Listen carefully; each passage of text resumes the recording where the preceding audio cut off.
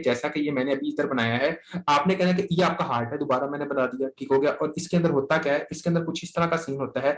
For example ये mitral valve है, क्या आपका मिट्रल वाल्व है, ठीक होगा। मिट्रल वाल्व जो होता है इसकी आपके एक कार्डिक टेम्पोनेट होते हैं, क्या होता है आपके कार्डिक टेम्पोनेट। और ये कार्डिक टेम्पोनेट जो होते हैं ये आपके यहाँ पर मसल्स होते हैं जिसको कहते हैं पेपिलरी मसल्स, कहते हैं आपका पेपिलरी मसल्स,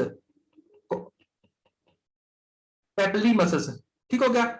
ये जनाब पेपिलरी मसल्स के साथ इस तरह जुड़े हुए होते हैं और इस वजह से जो वाल्व होता है वो बंद होता है, वाल्व जो होता है वो एक तरह का खुलता है, समझ आ रही, वाल्व जो होता है वो बंद होता है, वाल्व जो खुलता है। अगर फॉर एग्जांपल ये वाले हिस्से की इंफेक्शन होगी पेपिलरी मसल्स की, अगर पेपिलरी मसल्स की इंफेक्शन हो गई है इसकी, ठीक है, तो मुझे ये बताएं मैक्रोफेज आएंगे पेपिलरी मसल्स को खा लेंगे, जब पेपिलरी मसल्स को खाएंगे तो जो आपके ये कॉर्डा टेंडिनी है, कॉर्डा टेंडिनी है, तो क्या ये आपके एक तरह का क्लोज और ओपन हो सकेगा, क्लोज और ओपन नहीं होगा। जब ये क्लोज और ओपन नहीं होगा तो क्या इसको कहते हैं mitral valve prolapse, mitral valve regurgitation होना शुरू हो जाएगी, mitral valve prolapse, mitral valve regurgitation शुरू होना शुरू हो जाएगी। तो ये कंडीशंस आप देखोगे, मतलब के मैक्रोफेज के अंदर क्या होता है, हम हर चीज की तबाही देखते हैं, क्या देखते हैं, हम हर चीज की तबाही देखते हैं। और आपकी इन्फ्लामेशन वाली जो जगह होती है वहां पर हम कलर कौन सा देखते हैं, वहां पर हम कलर देखते हैं येलो, वहां पर हम कलर कौन सा देखते हैं आपका येलो।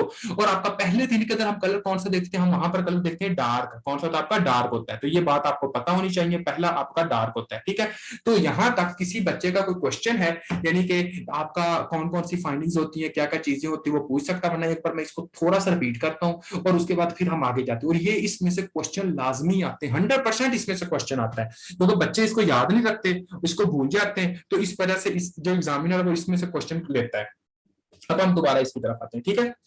देखें फॉर एग्जाम्पल मैंने क्या कहा था कि पहला दिन है, एक दिन के अंदर है, फाइंडिंग्स के हैं, आपने कहना है कोआगुलेटिव नेक्रोसिस है, कोआगुलेटिव नेक्रोसिस है।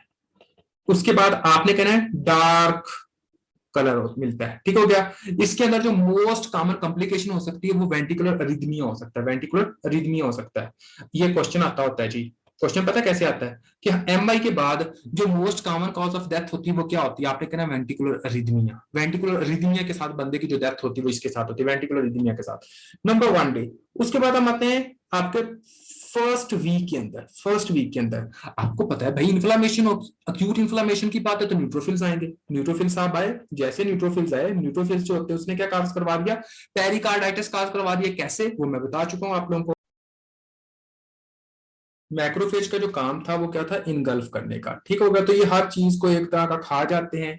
आपने ये कहना है इसकी वजह से क्या होता है, मिट्रल वाल्व प्रोलैप्स हो सकता है, मिट्रल रिगर्जिटेशन हो सकती है, इसकी वजह से वेंटिकुलर सेप्टल डिफेक्ट हो सकता है, कार्डिक टेम्पोनेट हो सकता है, वो इसमें देखते हैं। और ये कब होती है, 4 to 7 डेज के अंदर। अब इसके अंदर कलर कौन सा होता है आपका, येलो होता है। अब हम आते हैं जनाब आपका नेक्स्ट आगे वाले दिनों की तरफ। फॉर एग्जाम्पल एक वीक से लेके, एक वीक से लेके कब तक, आपके 4 वीक तक, या आप ये कह दो कि एक मंथ में, एक मंथ के अंदर कौन सी फाइंडिंग होती है। एक वीक के अंदर तो हमने देख ली, अब हम आते हैं एक मंथ के अंदर फाइंडिंग कौन सी होती है। देखें एक मंथ के अंदर जो फाइंडिंग्स होती हैं उसके अंदर हम कहते हैं कि ये स्कार फॉर्मेशन बनती है, क्या होती है आपकी स्कार फॉर्मेशन होती है।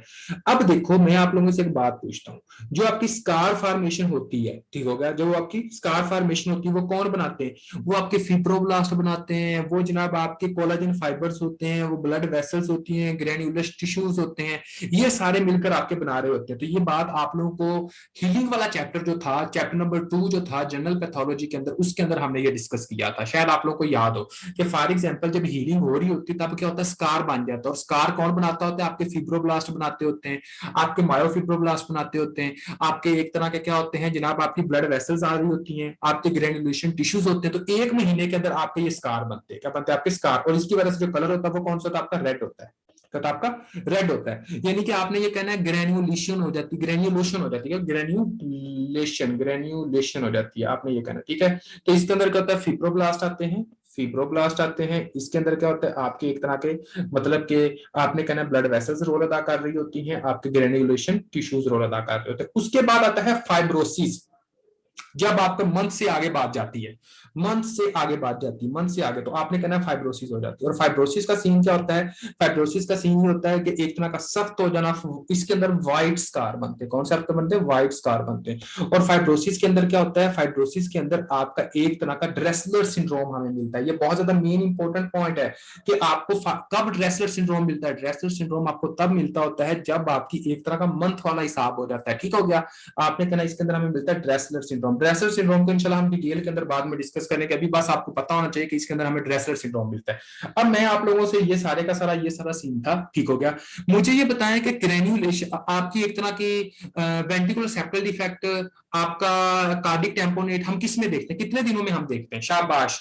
जब किसी बंदे को एमआई को हो गए कितने दिन हो जाए? 4 to 7 days। Very good. और क्यों देखते हैं? मैक्रोफेज की वजह से।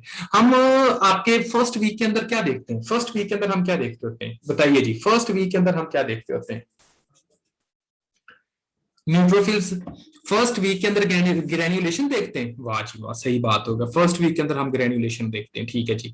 फर्स्ट वीक के अंदर हम इन्फ्लामेशन देखते हैं। फर्स्ट वीक के अंदर हम न्यूट्रोफिल को देखते हैं। फर्स्ट वीक के अंदर हम मैक्रोफेज को देखते हैं। फर्स्ट वीक के अंदर हम पेरिकार्डाइटिस देखते हैं। फर्स्ट वीक के अंदर हम एक तरह का एट्रियल सेप्टल डिफेक्ट हो गया, कार्डिक टेम्पोनेट हो गया।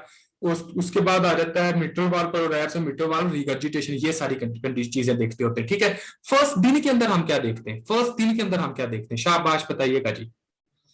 फर्स्ट दिन के अंदर हम क्या देखते हैं? आपका एक तरह का फर्स्ट दिन के अंदर हम जो देखते हैं कोआगुलेटिव नेक्रोसिस। और फर्स्ट दिन के अगर किसी बंदे की डेथ होती है तो वो किस वजह से होगी? Most common cause of death कौन सी वजह से होगी? किस वजह से होगी? शाबाश, ventricular arrhythmia. Ventricular arrhythmia, very good, शाबाश, गुड हो गया। उसके बाद आपने मुझे ये बताना है कि बाकी जो दिन होते हैं, मतलब कि लास्ट एक मंथ के बाद हम क्या देखते हैं? एक मंथ के बाद हम क्या देखते हैं? जो आपका एक मंथ होता है उसके अंदर हम क्या देखते होते हैं? हम स्कार देखते हैं। और उसके अंदर क्या कौन कौन स्कार करवाता होता है? ग्रेन्युलेशन हो गया, ये हो गया, सारा कुछ करवाते हैं। और उसके बाद एक मंथ के बाद ड्रेसलर सिंड्रोम हम कब देखते हैं? ड्रेसलर सिंड्रोम, ड्रेसलर सिंड्रोम हम कब देखते हैं? मंथ से 1 मंथ लेटर, वेरी गुड, ठीक है। अच्छा जी, तो ये था जनाब आपका हम जो चेंजेस देखते होते हैं। अब हम आते हैं नेक्स्ट और आगे डिस्कस करते हैं। शाबाश। तो आपका जो आपका एक तरह का एमआई का जो ट्रीटमेंट होता है वो आपने क्या यूज करना होता है? आपने एक तरह का एस्पिरिन, ठीक हो गया। एस्पिरिन के साथ आप हेपारिन भी दे सकते हो, हेपारिन भी यूज कर सकते हो, ठीक हो गया। इसके साथ आप जो मेडिसिन यूज करते हो वो करते हैं जनाब आपका एक तरह का ऑक्सीजन थेरापी, ऑक्सीजन देते हैं। इसके साथ आप जो देते हैं वेजोडाइलेटर देते हैं, यानी कि वेजोडाइलेटर देते हैं। वेजोडाइलेटर के अंदर क्या होता है? एनजी नाइट्रोग्लिसराइन देते हैं। इसके बाद आप देते हैं बीटा ब्लॉकर्स। मैंने कहा था अगर फॉर एग्जांपल हार्ट का मसला हो तो बीटा ब्लॉकर्स दे सकते हो। इसके बाद देते हैं आप एसी इनहिबिटर्स, एसी इनहिबिटर्स। अच्छा, हम एसी इनहिबिटर्स क्यों यूज करते हैं? ऐसी क्या वजह होती है कि हमें एसी इनहिबिटर्स यूज करने पड़ते हैं? इसकी रीजन क्या है एसी इनहिबिटर्स यूज करने के? तो एसी इनहिबिटर्स हम इस वजह से यूज करते हैं क्योंकि आपका एसी इनहिबिटर्स जो होता है वो एंजियोटेंसिन 2 बनने नहीं देता। जब आपका एंजियोटेंसिन 2 नहीं बना तो क्या होगा? देखें, आपका एंजियोटेंसिन 2 जो होता है ये क्या काम करता होता है? ये एक तो ब्लड प्रेशर को ज्यादा करता है, वेरी गुड। दूसरा ये काम ये करता है कि ये वैसो कंस्ट्रिक्शन करवाता है। क्या करवाता है? आपकी वैसो कंस्ट्रिक्शन करवाता है। तो हम ये चाहते हैं कि भाई वैसो कंस्ट्रिक्शन भी ना हो, ब्लड प्रेशर भी ज्यादा ना हो। तो इस वजह से हम angiotensin converting enzyme inhibitor drug देते हैं। इसके बाद आ जाता है जनाब और क्या हम यूज करते हैं? फिब्रिनोलाइसिस ड्रग। कौन सी? आपकी फिब्रिनोलाइसिस ड्रग, यानी कि जो फिब्रिन को तोड़ती है। हम ये कर सकते हैं या फिर हम एंजियोप्लास्टी करते हैं। क्या करते हैं? आपकी एंजियोप्लास्टी करते हैं। उसके बाद अगर फॉर एग्जाम्पल थर्ड वाल ट्रिपल वेसल डिजीज है तो हम क्या करेंगे? आपका कैबेज करेंगे। क्या करेंगे? आपका कैबेज करेंगे। एक मेरी बात को गौर कीजिएगा, जस्ट इस बात को आपने इस तरह समझना है। फॉर एग्जाम्पल ये जनाब आपका जैसा कि हार्ट की लेयर्स हैं, ये आपकी एक तरह की एपी मायो एंडो, ठीक है। ये जनाब आपकी ब्लड वेसल है, ठीक है। और आप समझे कि फॉर एग्जाम्पल इस जगह पर इस तरह ब्लॉकेज थी, क्या थी? आपकी एक तरह की ब्लॉकेज थी, ठीक है। और ये जो हिस्सा इसकी डेथ हो चुकी है। जब आपके हार्ट के मसल्स की डेथ हो जाती है तो इसको रीजनरेट करने की कैपेसिटी तो है नहीं हार्ट के मसल्स के अंदर, ठीक है, क्योंकि ये रीजनरेट नहीं करते। फर्स्ट चैप्टर के अंदर हाइपरप्लेजिया और हाइपरट्रॉफी वाला जो टॉपिक था, फर्स्ट चैप्टर फर्स्ट पेज आपका जो था सेलुलर अडेप्टेशन वाला, उसके अंदर शायद आप लोगों ने पढ़ा हो कि हाइपरप्लेजिया और हाइपरट्रॉफी के अंदर जो आपके सेल्स होते हैं ये आपके हाइपरप्लेजिया के अंदर नहीं जाते, आपके नर्व हो गए, आपके ये हो गया, आपके स्केलेटल मसल्स हो गया, ठीक है। तो ये कहाँ जाते हैं? ये स्कार फॉर्मेशन में जाते हैं। कहाँ जाते हैं? आपके स्कार फॉर्मेशन में जाते हैं। मेरी बात को थोड़ा सा गौर कीजिएगा। अगर फॉर एग्जाम्पल इसकी डेथ हो गई है, ठीक है, आपकी इसकी डेथ हो गई है, और हम कोई फिब्रिनोलाइसिस ड्रग दे देते हैं जो ये इसको तोड़ देती है। जब इसको तोड़ेगी तो ब्लड सीधा जाएगा अंदर, ब्लड जाएगा ना। जब ये ब्लड जाएगा तो यहां पर कैल्शियम भी जाएगा। जब कैल्शियम जाएगा तो डेड वाली जगह पर कैल्शियम इकट्ठा हो जाएगा। जब डेड वाली जगह पर कैल्शियम इकट्ठा होगा तो कैल्शियम का काम क्या होता था, कॉन्ट्रैक्शन करवाना। तो ये कॉन्ट्रैक्शन बैंड हमें मिलते हैं। क्या मिलते हैं हमें, कॉन्ट्रैक्शन बैंड मिलते हैं। नंबर 1 आपने बात कर। नंबर 2 देखें, आपका फर्स्ट चैप्टर का लास्ट टॉपिक से पहले वाला एक टॉपिक था जिसको हम कहते थे फ्री रेडिकल्स। लास्ट टॉपिक तो आपका एमेलोइडोसिस वाला था, लेकिन उससे पहले जो टॉपिक था उसको हम कहते थे free radical injury. Free radical injury को आप लोगों ने शायद पढ़ा, जिसमें हम कहते थे कि आपका एक तरह का ऑक्सीजन के फ्री रेडिकल्स बनते हैं। ठीक हो गया, हाइड्रोक्सल बनता है, सुपर ऑक्साइड बनता है। ये जो वाले जो फ्री रेडिकल्स होते हैं वो डैमेज करते हैं हमारी बॉडी को। तो यहाँ पर ऑक्सीजन से फ्री रेडिकल्स बनते हैं, ओ एन। ठीक होगा। और ये जो फ्री रेडिकल्स होते हैं वो आपकी बॉडी के नॉर्मल सेल्स को डैमेज करते हैं। इसको कहते हैं रीपरफ्यूजन इंजरी। क्या कहा जाता है आपकी, रीपरफ्यूजन इंजरी। तो रीपरफ्यूजन इंजरी के अंदर हम क्या देखते होते हैं, वहां पर ऑक्सीजन के साथ हम दोबारा इंजरी देखते हैं। ये तब भी मैंने बताया था कि इसके अंदर रीपरफ्यूजन इंजरी होती है जब मैं आपको फ्री रेडिकल पढ़ा रहा था टॉपिक। तो आपने कहना है कि अगर फॉर एग्जाम्पल आपके सेल्स की डेथ हो गई है और उसके बाद हम फिब्रिनोलाइसिस करते हैं तो हमें कॉन्ट्रैक्शन बैंड मिलते हैं, उसके बाद क्या मिलते हैं, रीपरफ्यूजन इंजरी मिलती है। तो ये था जनाब पूरे का पूरा MI। इसके अंदर कोई क्वेश्चन है तो आप लोग पूछ सकते हो। इसके अंदर आप जो MCQs हैं वो मैं आप लोगों के साथ कुछ डिस्कस करता हूं। ठीक हो गया। देखें फॉर एग्जाम्पल अगर इस तरह पूछा जाए कि एक बंदा है, उस बंदे का सीन ये है कि वो बंदा जो है वो जनाब म्यूजिशियन है, क्या आपका म्यूजिशियन है, और उसके अंदर most common cause of death किस वजह से होगी, कोकेन अब्यूज। क्या होगा आपका, कोकेन अब्यूज। तो आपने भी बताते जाना है।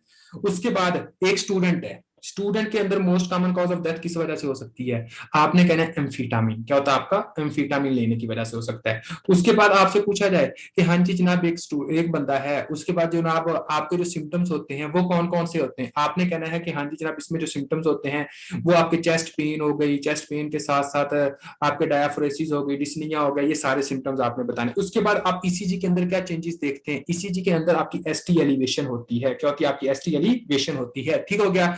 उसके बाद अगर आप कहते हो कि हाँ जी जनाब एसटी एलिवेशन होगी, और उसके बाद देखते हो कि हाँ जी जनाब आपकी मोस्ट कॉमन वेसल जो इन्वॉल्व होती है वो कौन सी होती है, लाडा। उसके बाद आपकी जो वेसल इन्वॉल्व होती है वो कौन सी होती है, आरसी। उसके बाद आपकी लेफ्ट सर्कमफ्लेक्स।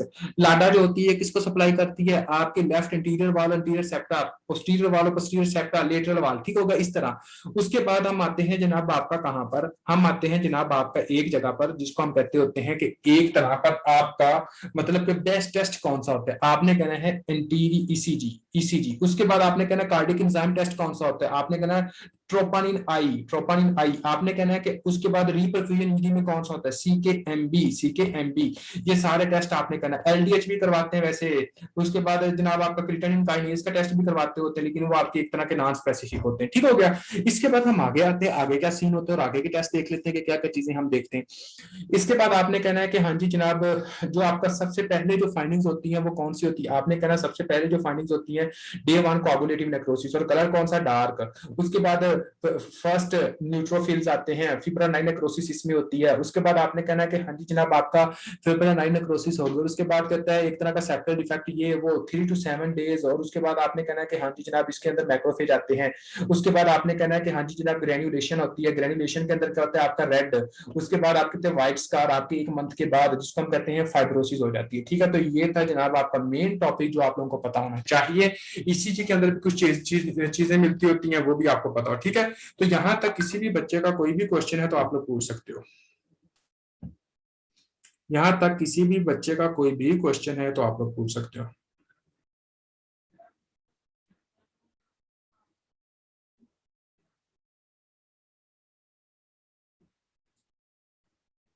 ओके जी। तो अब हम आते हैं मेन कि आगे देखते हैं कि क्या हिसाब होता है। ठीक है।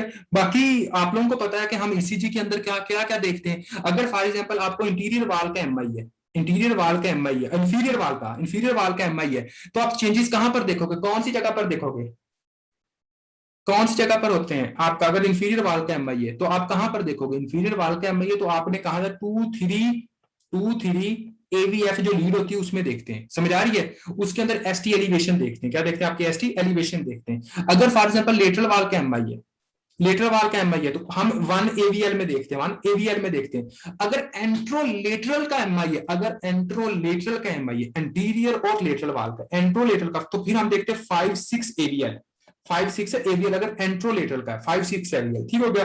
और अगर एंट्रोसेप्टर का है तो 1, 2, 3 और 4 इस सबको देखते हैं, ठीक है। तो ये आप लोगों को पता होना चाहिए, और इसमें जो वेसल्स इन्वॉल्व होती हैं वो भी याद कर लीजिएगा, ठीक है। शंट का मतलब तकरीबन मैंने पीडीएम में भी पढ़ाते हुए बताया है, और इससे पहले भी बताया कई बार। शंट का मतलब ये होता है, फॉर एग्जाम्पल ये हार्ट है, ठीक है, जब ये सेप्टा नहीं रहेगा तो आपका ब्लड का फ्लो लेफ्ट से राइट की तरफ जब इस तरह जाता है, फ्लो करता है, इसको हम कहते हैं शंट। एक जगह से दूसरी की तरफ जाना, इसको हम क्या कहते हैं, एक तरह का शंट कहते होते हैं, ठीक हो गया। उसके बाद जनाब आपका आगे आ जाते हैं, आगे देखते हैं कि आपका एक तरह का सडन कार्डिक डेथ क्या होता है। सडन डेथ किसको कहते हैं, आपकी एक डिजीज होती है जिसको हम कहते हैं सडन डेथ। ये क्वेश्चन है, एक तरह का एमसीक्यूज आता है कि सडन कार्डिक डेथ के अंदर क्या होता है। तो आप लोगों ने कहना कि जो सडन डेथ होती है वो मोस्ट होती है वो आपकी unexpected sudden death. For example पता कहते हैं बंदा बिल्कुल ठीक सी साडा, बस अल्लाह दी लई, अल्लाह दी दित्ती जनाब, वो क्या हुआ कि एक बारी मौत हो गई, ठीक है। तो ये वाला हिसाब होता है सडन कार्डिक डेथ। ये सडन डेथ के अंदर होता क्या है, आपने कहना है कि जो सडन डेथ होती है इसके अंदर हमको कहते हैं अनएक्सपेक्टेड डेथ होती है, अनएक्सपेक्टेड डेथ, ठीक हो गया। अनएक्सपेक्टेड डेथ में क्या होता है कि या तो बंदे को सिम्टम्स भी अपीयर ही नहीं होते, या 1 घंटा पहले डेथ से सिम्टम्स अपीयर होते हैं। 1 घंटा पहले, 1 घंटे से भी कम, समझ आ रही है। 1 घंटा पहले जो होता है वो जनाब आपके सिम्टम्स जो होते हैं वो आपके अपीयर होते हैं। और इसका मोस्ट कॉमन काज जो होता है वो वेंटिकुलर अरिथमिया होता है। क्या होता है, वेंटिकुलर अरिथमिया। आपसे अगर पूछा जाए कि एक बंदा है वो जनाब बिल्कुल ठीक था, और उसके बाद जनाब एक घंटा पहले उसको मतलब उसके चेस्ट में पेन होना शुरू हो गई, उसके बाद डायफ्रोसिस हो गई, और उसके बाद ये जनाब मतलब कि डिस्निया होगा, और उसके बाद उसकी 1 घंटे बाद उसकी डेथ होगी, तो मोस्ट कॉमन काज के आपने कहना ventricular arrhythmia. Very important MCQs, very very important MCQs, ठीक है। तो आपने वेंटिकुलर रिदमिया बताना है। उसके बाद इसकी इटियोलॉजी क्या होती है वेंटिकुलर रिदमिया में, तो आपने कहना है कि इसको होता है कि फॉर एग्जांपल पहले से अस्कीमिया हो, अक्यूट अस्कीमिया, तो आपका अस्कीमिया होता है, इसको हो सकता है। उसके बाद जो थोड़ा लेस कॉमन चांसेस जो होते हैं वो जनाब आपका एक तरह का कोकीन अब्यूज का हो सकता है, ठीक हो गया।